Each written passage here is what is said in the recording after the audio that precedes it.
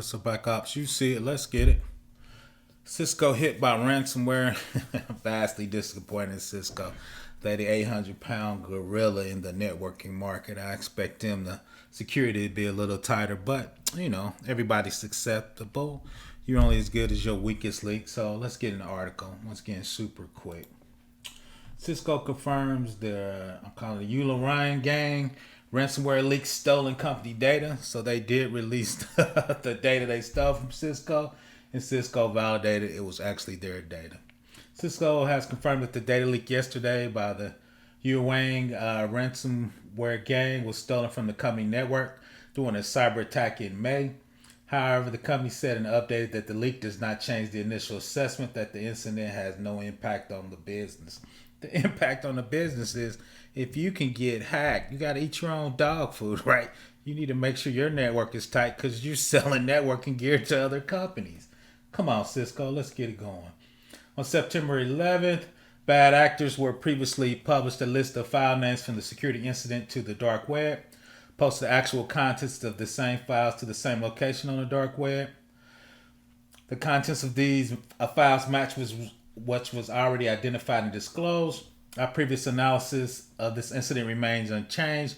We continue to see no impact to our business, including Cisco product or services, sensitive customer data, sensitive employee information, intellectual property, or supply chain operations. Right. So once again, they saying they got into a non-critical or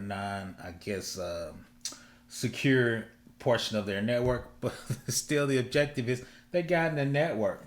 In a report on August 6th, Cisco announced that the network has been breached by the Yanlouwang gang ransomware after the hackers compromised an employee's VPN account. Right, so we all know employees are the weakest link. We probably need to get MFA, two-factor authentications on that VPN account.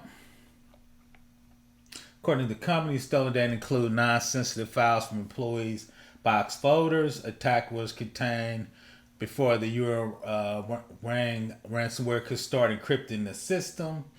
So once again, they were in a box folder, and they did, detecting them before they start encrypting their systems.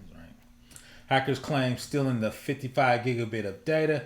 The third actor claimed otherwise. The leader said they stole thousands of files amounting to 55 gigabytes and that the cache includes classified documents, technical schematics, and source code. Right. So the hacker did not provide any proof, though. They only shared a screenshot indicating the access what happens to be a development system.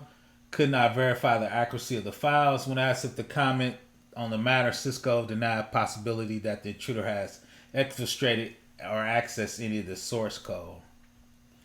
We have no evidence to suggest the actors accessed Cisco product source code or any substantial access beyond what has already been published. Right.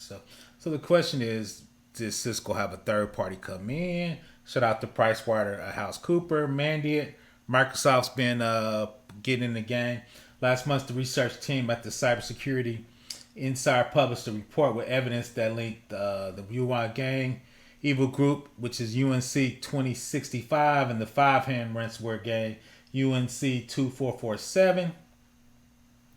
The hacker told Bleeping Computers that they acted alone in breaching Cisco and were not affiliated with any of those factions. Right.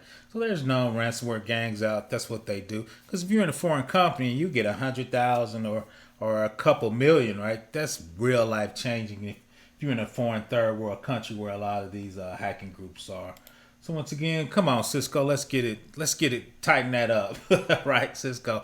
These cyber streets are dangerous, right? Cisco is arguably the 800-pound gorilla in the networking space, so I would expect them to do better and act better and make sure this doesn't happen again. Once again, please subscribe.